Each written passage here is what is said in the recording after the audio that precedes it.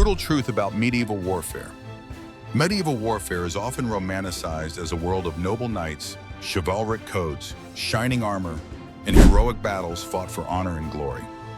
Popular films, novels, and legends portray the Middle Ages as an era where warriors clashed dramatically on open fields, where bravery was rewarded, and where battles followed clear rules. The reality, however, was far more brutal, chaotic, and unforgiving. Medieval warfare was not a pageant of honor, but a grim struggle for survival, power, and dominance, marked by extreme violence, suffering, and devastation that reached far beyond the battlefield. For most people living in the Middle Ages, war was a terrifying and life-altering event. It destroyed homes, ruined harvests, spread disease, and left lasting scars on entire regions. The true nature of medieval warfare reveals a world where death was frequent, mercy was rare, and victory often came at an unimaginable cost. Warfare was constant and unavoidable. The Middle Ages were defined by near constant conflict.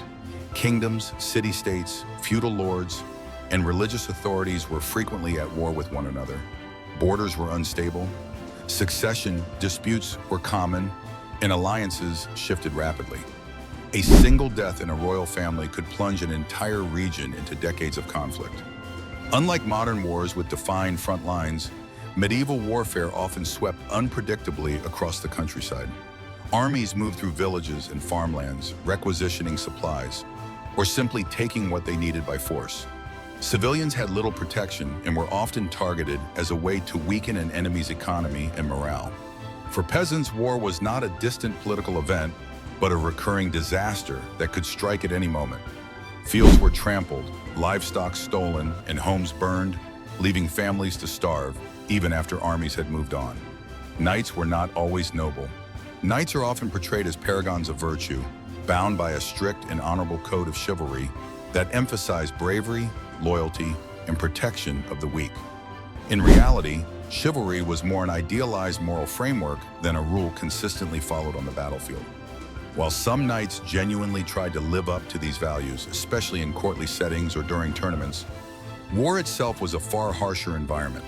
In the chaos of combat, survival and victory mattered far more than abstract notions of honor.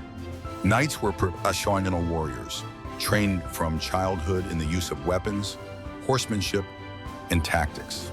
Their service was rarely motivated by morality alone.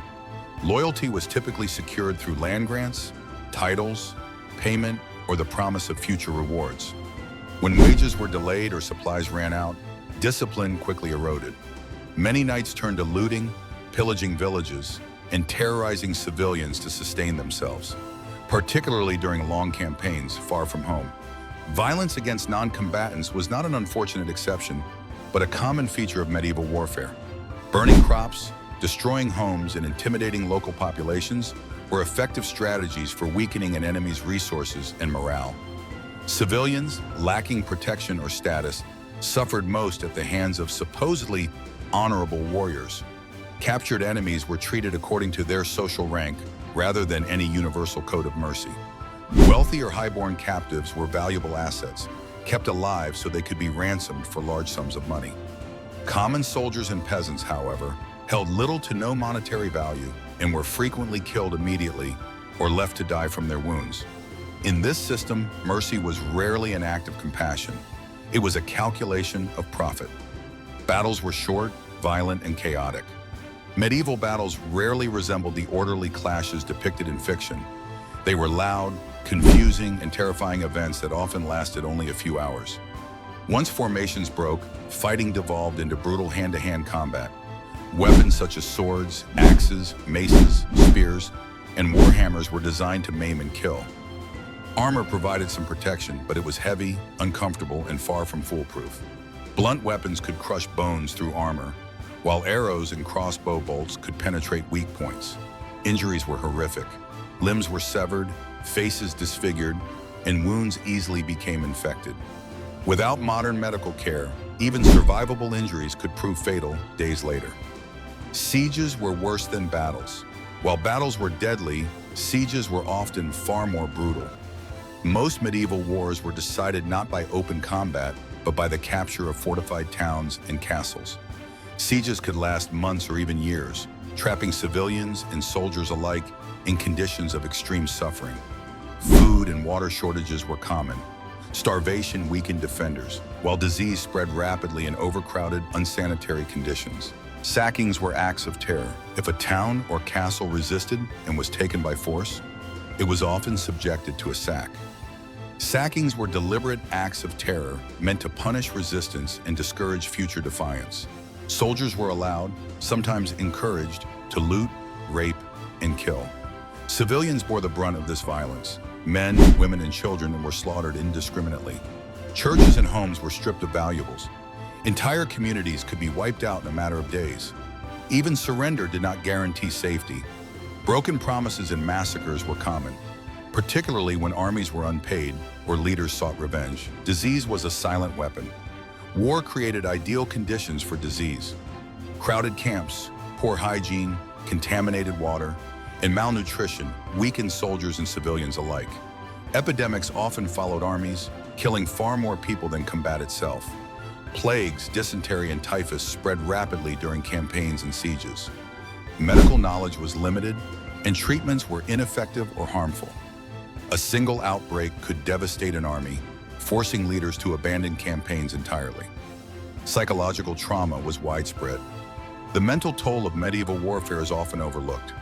Soldiers witnessed extreme violence, the deaths of comrades, and the suffering of civilians. Fear, grief, and guilt were constant companions, though there was no understanding of trauma as we know it today. For civilians, the experience was equally scarring. Watching loved ones killed, homes destroyed, and livelihoods erased left deep emotional wounds. Communities lived in constant fear of the next invasion, knowing there was little they could do to protect themselves. Warfare shaped society and power. Medieval warfare was not just about battles, it shaped the very structure of society. Feudal systems revolved around military service, and power was maintained through force. Kings and lords ruled by their ability to wage war successfully. The myth versus the reality. The popular image of medieval warfare focuses on honor, heroism, and spectacle. The reality was far darker.